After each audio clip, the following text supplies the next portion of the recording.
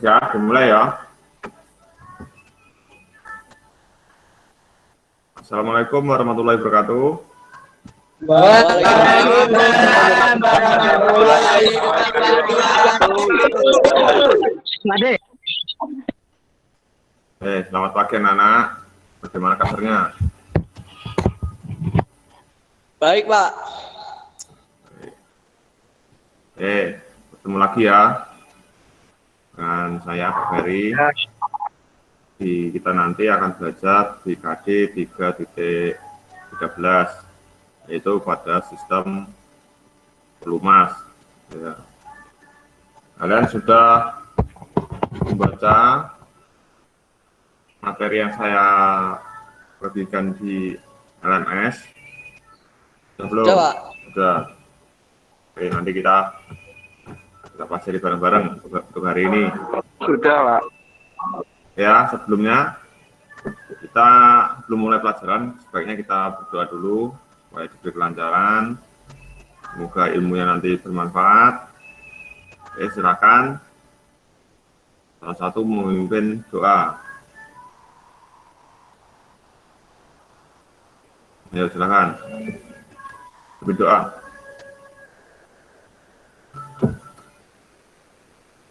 Doa mulai.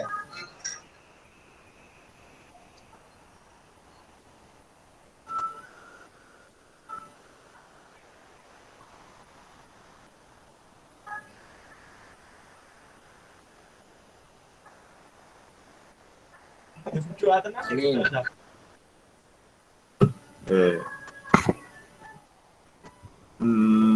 Saya absen dulu ya untuk teman hari ini. Iya, Pak. Iya, Pak.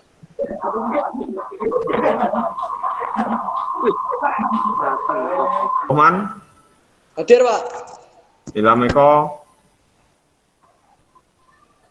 Hadir. Justin, Hadir. Ozak, Saya berngomong, Tim.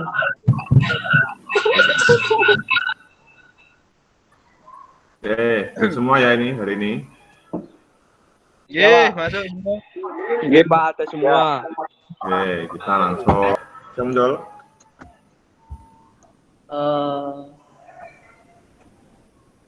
Belum?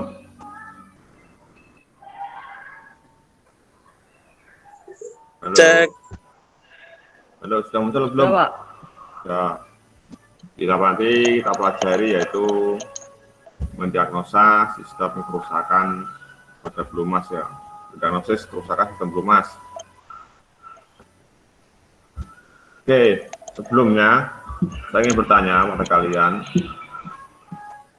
apa toh sistem pelumas itu? Kita pelajari itu apa sih sistem pelumas? Ya, silakan coba. Siapa yang menjawab apa sih sistem pelumas itu? Sebelum memasuki materinya. Halo? Halo. Mana? Sudah datang enggak? Sudah baca belum? Saya, Pak. Apa? Coba, silakan. Sistem pelumasan mesin merupakan rangkaian yang berfungsi dari menampung, menyedot, menyaring, dan mendistribusikan pelumas ke seluruh bagian mesin. Oke, itu benar sekali. Ya, benar. Jawaban dari teman tadi.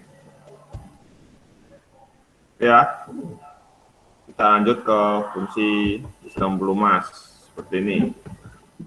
Itu ada fungsinya untuk apa sih? Intinya untuk sistem pelumas itu untuk mencegah kontak langsung antara dua bagian yang saling bergerak. Nah, fungsi sistem pelumas yaitu untuk mencegah kontak langsung antara dua bagian yang saling bergesekan. Ya, seperti gambar ini. Ada bearing cam, ada shaft, ada oil. Nah, oilnya di sini warna kuning ini.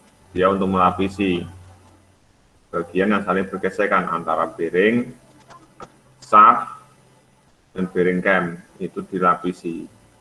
Dia tidak terjadi cepat keausan. Itu fungsinya.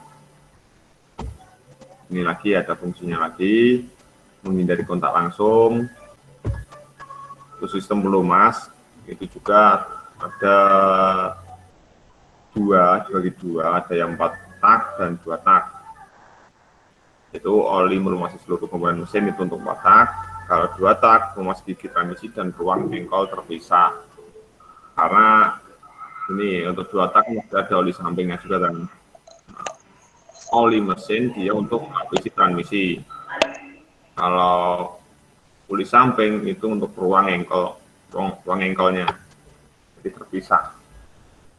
Untuk transmisi dan ruang engkol terpisah. Tapi kalau 4 tak dia menggunakan dia dua-duanya transmisi ya, ruang engkol ya, jadi dalam satu wadah tidak terpisah. Olinya pun sama. Nah, untuk matak juga dibagi menjadi 2, sistem pelumas kering dan sistem pelumas basah.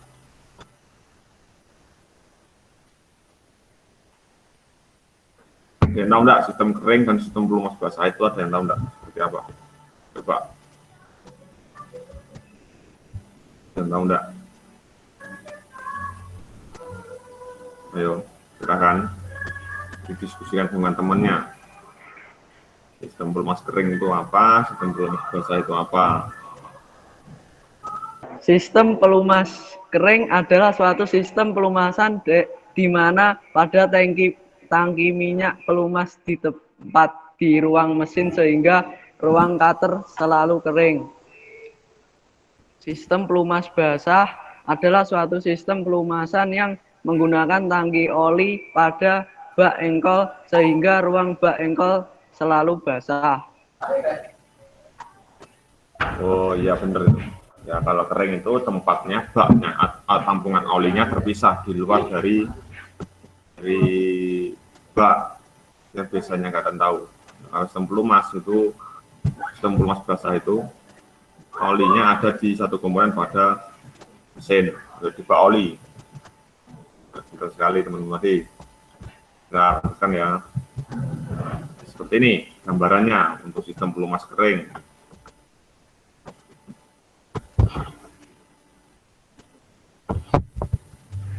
Misalkan ya, nah, seperti ini. Ini mesinnya seperti ini bentuknya. Yang ini tangki olinya. Tangki oli, ada oil strainer. Itu mengalirkan ke sini. Di sini pompanya ada di dalam mesin, jadi satu komponen mesin. Dia menyedot, terus mengalirkan, dan menyedot dari atas ke bawah lagi naik ke atas. Ini muter seperti ini.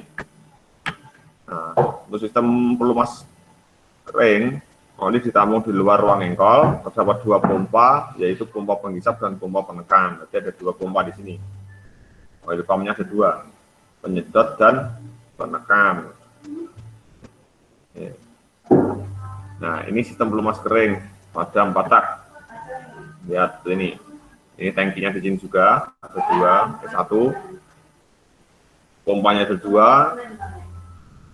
Nah, ini untuk sistem pelumas basah untuk 4 tak. Itu tampungannya dari sini di dalam. Tampungan bak oli, olinya di dalam juga, pompanya juga di dalam, cuma ada 1 biasanya untuk 4 tak. Terus ada juga saringannya, saringan olinya di luar. Terus tidak ada pompa untuk menghisap. Pompa penekannya ada, tapi untuk menghisapnya tidak ada, cuma 1 pompa. Pompanya itu pun menggunakan manual atau mekanik. Itu. Nah, ini sirkuit pelumasan basah. Anda bisa menjelaskan enggak ini? Cara kerjanya seperti apa ini? Alirannya. Di sini ada oil pump atau tampungannya yang warna kuning, ada engine, ada oil filter, terus oil pump, ada valve. Coba ada yang bisa menjelaskan enggak? Halo? Belum bisa, Pak. Belum bisa. Yang lain, nggak bisa enggak? Ngelek. Yang lain, enggak. Terus ayo guys, saya terangkan ya. untuk sirkuit pelumasan basah, wiringnya seperti apa. Ya ini ya, ini oil pan-nya atau kalternya. Ini waktu kunci kontak on, ini pompa ini akan menyala, tapi standby.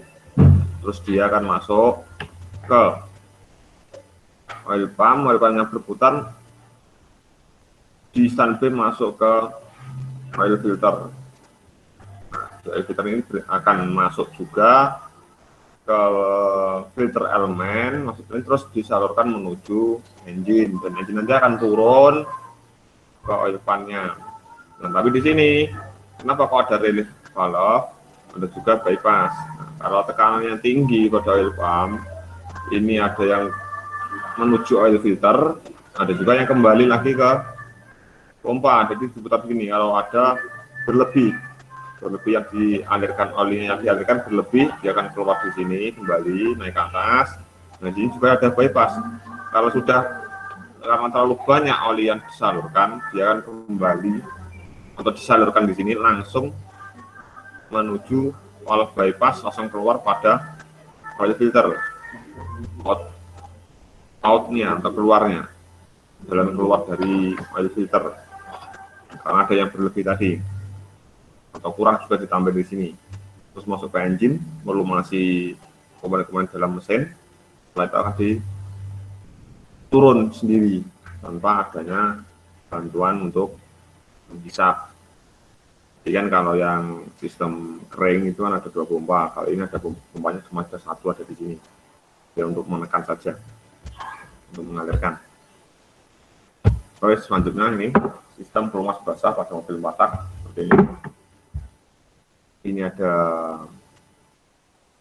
pompanya, ada filter olinya yang di dalam saringan olinya, terus ada juga oil pressure switch, ada juga balancer bearing, tensioner plunger, rocker shaft, rocker arm, camshaft, terus juga oil jet, crankshaft, oil jet, terus ada lagi oil pump itu. Nah, untuk cara kerjanya ini warna ungu ini pada mesin sudah bekerja, dia akan tersedot, saringan akan menyaring yang ada juga tambahan oli ini masuk, terus diteruskan menuju filter oli, dan filter oli akan keluarannya menuju komponen pada mesin-mesin yang lain. Ya. Nah, masih rocker arm, terus masih crankshaft, camshaft, masih terus dia akan turun lagi, turun masuk sini, masuk ke tampungan. Itu untuk sistem pelumas basah. Oke, selanjutnya ini aliran, sama juga alirannya, tapi ini kan masih gambar seperti gambarnya. Ada garis putus ini menunjukkan alirannya kemana saja. Ya, jadi dari bawah di sini naik ke atas, pompa naik ke atas, masuk ke sela-sela sini, terus masuk ke filternya keluaran menuju garis putus ini, banyak yang dilumasi kan. Terus ada lututnya naik ke atas untuk melumasi camshaft dan rocker armnya. Nah, dari atas dia akan turun sendiri masuk ke ruang tampungannya, ya, di oil pan-nya. Itu. Mungkin dari sini ada yang ditanyakan dulu enggak? Ada yang bertanya? Halo? Tidak, Pak. Belum ada. Coba ada terangkan ini oleh teman-temanmu. Silahkan, cara alirannya kemana saja itu? Coba terangkan. Alirannya saja. Saya Pak, nyoba menjelaskan. Ya, silakan. Dari gambarnya oli, kalau kerja mulai dari oli, terus masuk ke saringan kasar, dihisap oleh pompa. Setelah itu masuk ke oil filter. Setelah masuk oil filter ke menuju ke atas, melewati aliran atau jalannya oli. Setelah itu menuju ke rocker arem, dan camshaft untuk melumasi bagian atas. Setelah itu turun lagi ke bawah. Sudah, Pak. Oke, ya sudah cukup bagus jadi menjawabnya. Nah, teman-teman yang lain, yang lain sudah paham belum ini yang dijelaskan teman tadi? Paham, Pak. Oke. Paham, Pak. Oke, kita selanjutnya ya. Nah, di sini kita mengganti penggantian oli. Itu oli mesin semakin lama akan terkontaminasi gas dari ruang bakar yang masuk ke bak oli. Kedua, oli mesin harus diganti secara periodik. Itu kenapa kok harus diganti olinya tadi? Ya, itu ada 2 tadi. Terus coba kalian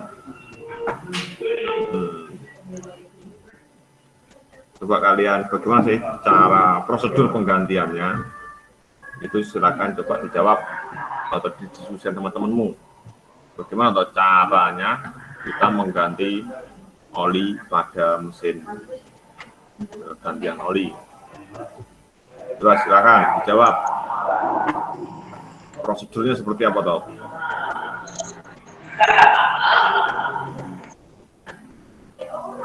Nah, coba silakan.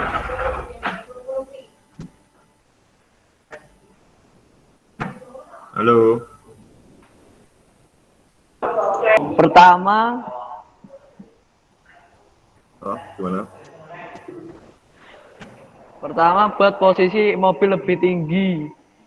Siapkan peralatan untuk mengganti oli mobil. Siapkan temperatur yang sesuai.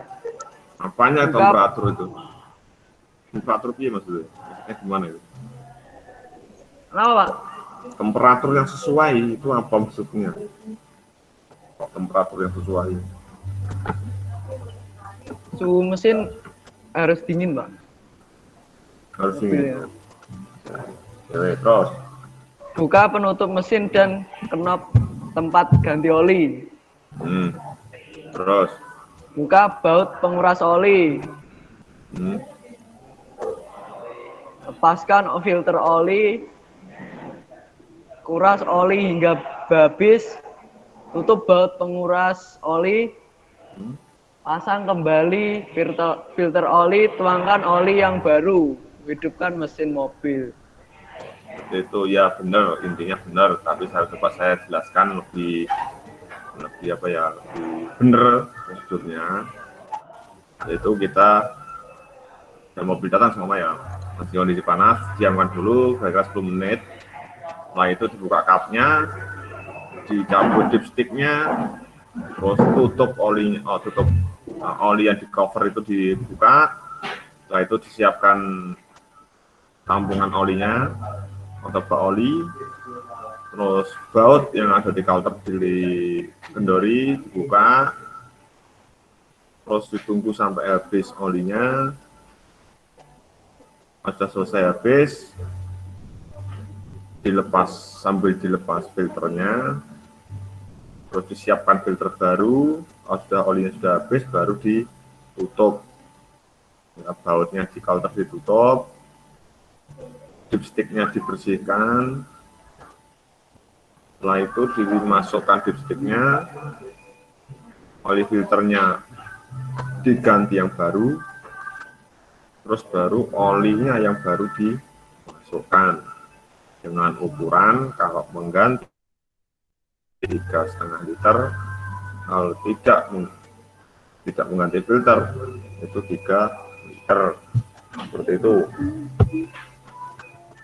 Terus kita lanjutkan. Nah, ini ada relief valve, saat kecepatan rendah, saat kecepatan tinggi. Oke, ada yang bisa menjelaskan enggak ini? Relief valve ada kecepatan rendah dan kecepatan tinggi.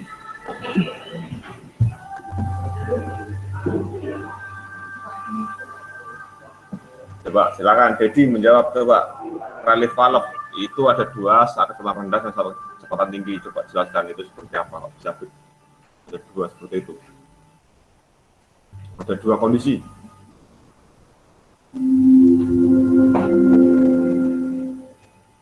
Coba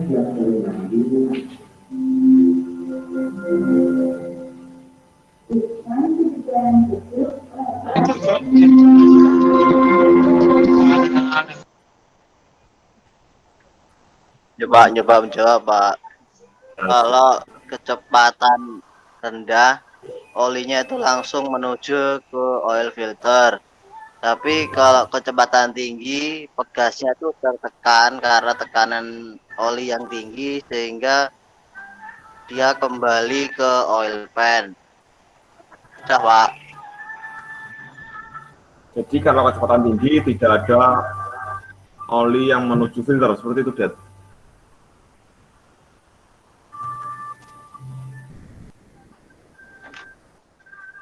Ya, berarti kalau keterangan tadi, misalnya kecepatan tinggi, itu kan olinya yang dipompa langsung kembali ke oil pan ya. Jadi tidak ada enggak yang menuju oil filter pada saat kecepatan Ada, tinggi? Pak. Ada, Pak. Itu parahnya kurang satu mungkin, Pak. Oh iya, benar kamu. Tetap ada yang keluar karena semakin tinggi kecepatannya, itu kan jumlah olinya juga kan semakin banyak juga. Jadi kalau semua masuk filter tidak cukup, berarti ada yang kembali menuju depan. Itu ya, bisa dipahami ya. Iya, Pak. Bisa, Pak. Sekarang kita ke oil filter. Nah, filter di sini seperti ini gambarannya. Kalau dipotong ada elemennya, ada bypass juga seperti ini. Yang tengah, yang samping. Elemennya kalau dari atas seperti ini, dipotong tengah, tipe konvensional, tipe kristal. Seperti ini. Nah.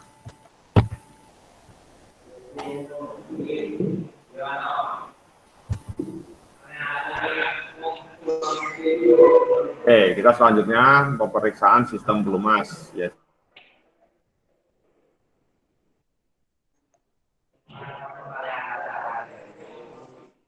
Pemeriksaan komponen pelumas, pemeriksaan kerja pompa oli. Nah, di sini ada gambar, yaitu kita mengecek jumlah oli. Nah, di sini ada keterangan untuk hari ini dia di bawah, dipstiknya dicabut dari di bawah. Tapi beberapa waktu yang lalu dia masih penuh. Coba kalian amati, atau kalian diagnosa, atau kalian lihat, oh ini kenapa kok seperti ini? Beberapa waktu yang lalu dia masih full, terus hari ini dicek kok habis olinya. Coba kalian amati. Pak, mungkin apa? Mana? Mungkin ikut terbakar, Pak. Nah, ada kebocoran, pasti ada kebocoran, entah itu terbakar, atau juga apa namanya, ada kebocoran pada sistem pelumasnya, entah itu packingnya bisa, packing filter itu, packing oli itu, oh ada kebocoran. Nah, di sini juga ada oli bertambah. Beberapa hari yang lalu full, hari ini lebih tinggi daripada F. Kenapa kok tiba-tiba bertambah?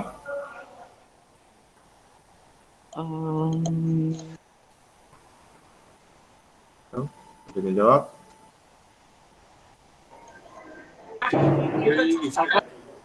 Iya, pasti ini ada kejanggalan, entah itu bisa kemungkinan besar itu tercampur dengan oli, campur dengan air Radiator, Pak. radiator, karena ada kebocoran pada mantel jaket. Ya, bisa juga pada packingnya juga bocor, dia masuk ke Kalter. itu pasti ada yang tidak beres seperti itu ya. Nah, ini untuk pengukuran tekanan oli. Seperti itu pada gambar yang ada panahnya itu solenoidnya. Itu untuk melihat menyala tidaknya indikator pada dashboard ya.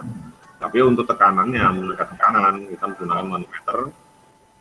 itu bautnya yang di sini, ini baut ini solenoid ini dilepas, ganti manometer, terus kita menggunakan mesin tujukan yang kijang. Ini solenoidnya dilepas, dimasukkan alatnya ini, kencangi. Setelah itu ada dua pengukuran pada putaran itu, satu starter, starter tanpa digas. Itu nanti jarumnya akan menunjukkan 0,3 kg per cm kuadrat atau lebih. Ini untuk ukuran needle. Setelah itu digenjot atau diberikan 0 lagi. Terus setelah itu baru di pedal gas diinjak sampai RPM 3000. Berhenti, jangan ditambah lagi. Nanti akan 5 sampai 5 kg per cm kuadrat. Itu untuk normalnya, untuk mesin kijang 7K. Normalnya tekanannya seperti ini. Kalau ada berlebih, ada berkurang, pasti ada sesuatu yang salah atau sesuatu yang tidak beres. Entah itu dari pompanya yang kurang bekerja maksimal, atau terjadi tersumbat pada alur dari minyak pelumas tadi. Terus tekanan olinya ini untuk indikator tekanan oli yang ada di dashboard. Dashboard akan menyala itu. Nah, di sini ada dua kondisi: saat mesin mati atau tekanan oli rendah di bawah 0,2 kg per cm kuadrat, dan juga saat mesin hidup atau tekanan oli tinggi. Untuk yang pertama saya terangkan, ini saat mesin mati atau tekanan oli rendah. Jadi pada saat kunci kontak on, itu warning lampnya yang warna merah, jadi indikator dia akan menyala. Kenapa Pak bisa menyala? Ini ada baterai, ada ignition switch atau kunci kontak, di on kan, arus positif masuk sini, terus lampu di sini berhenti. Nah, di low oil pressure yang ada di sini, yang ini yang dilepas ini, gambar ini, karena ada oli yang menekan itu tidak kuat untuk menekan springnya, maka spring ini tidak bisa naik ke atas. Jadi arus positif, arus negatif yang di ground kan itu akan menempel. Jadi ground positif dari kunci kontak, ground positif dari groundnya akan mengakibatkan lampu ini menyala. Tapi kalau sudah mesin hidup atau tekanan tinggi, dia harus mati. Karena kenapa? Prinsipnya kerja itu harus positif dari baterai, kunci kontak on tadi, starter kan, arus yang tidak masuk. Karena kunci kontak on, starter jangan kembali lagi on, masuk ke sini. Setelah itu oil high pressure-nya ini menekan sampai springnya akan naik ke atas. Spring naik ke atas tidak menempel pada bodi yang arus negatif. Ini terlepas nih, seperti ini terlepas. Jadi tidak ada arus negatif yang menuju lampu, makanya tidak akan menyala. Kalau terjadi menyala pada oil pressure fluidnya ini ada kerusakan. Ya. Karena seharusnya pada mesin hidup atau tekanan oli tinggi ini harus terbuka atau point open. Kalau masih on, kunci kontak on saja, itu harus menutup dan menempel dengan ground dapat nyala. Makanya kalau pada mobil indikatornya kok menyala pada saat mesin hidup, itu ada trouble dicari itu. Nah, di sini ada cara pengukuran komponen, celah antara rotor dengan rotor, celah antara motor dengan bodinya. Ini pengecekan menggunakan puller atau filter gauge. Terus ini pompanya, pompa olinya yang diukur. Ini celah antara rotor dengan rotor, celah rotor dengan bodi. Ini bodinya.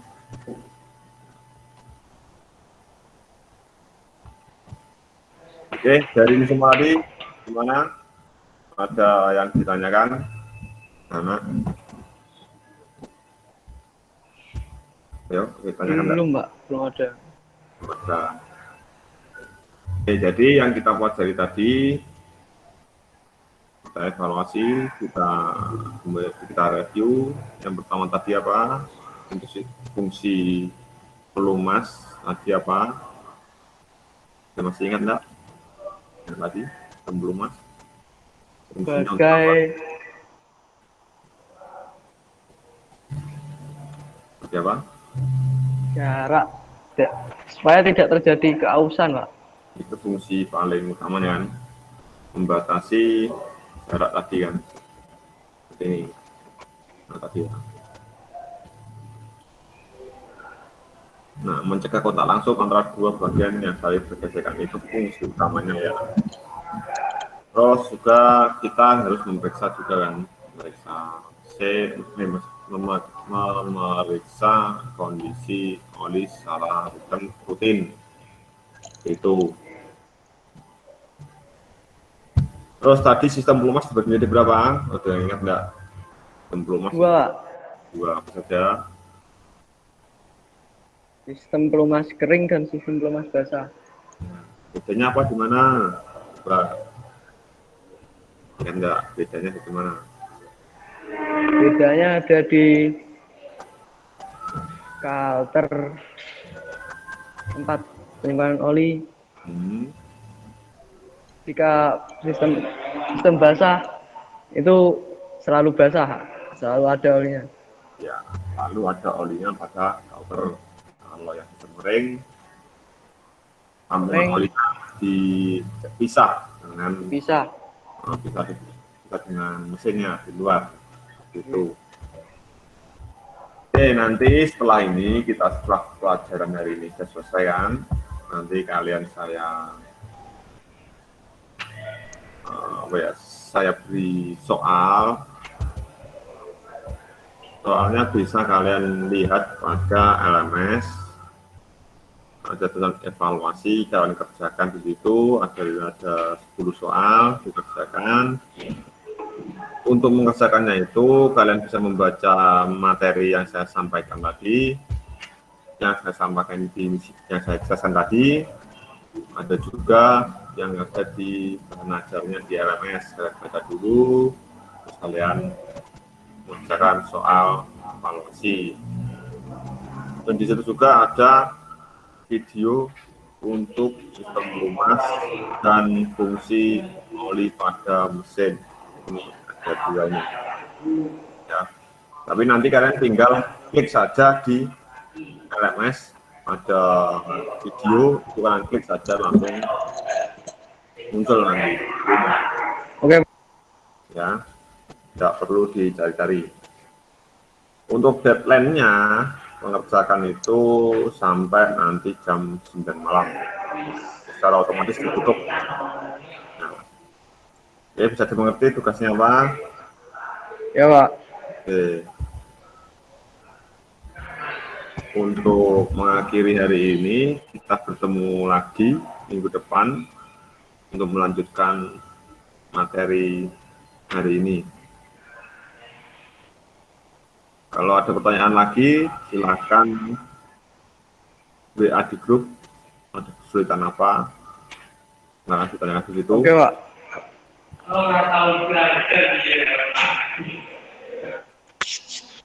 Ya, kita nanti sharing-sharing, ada apa, silakan ditanya di situ.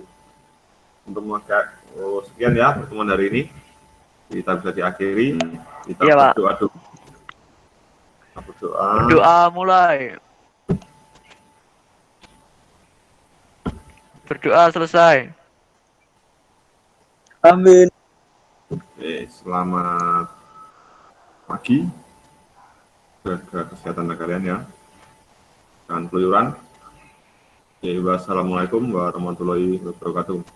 Waalaikumsalam warahmatullahi wabarakatuh.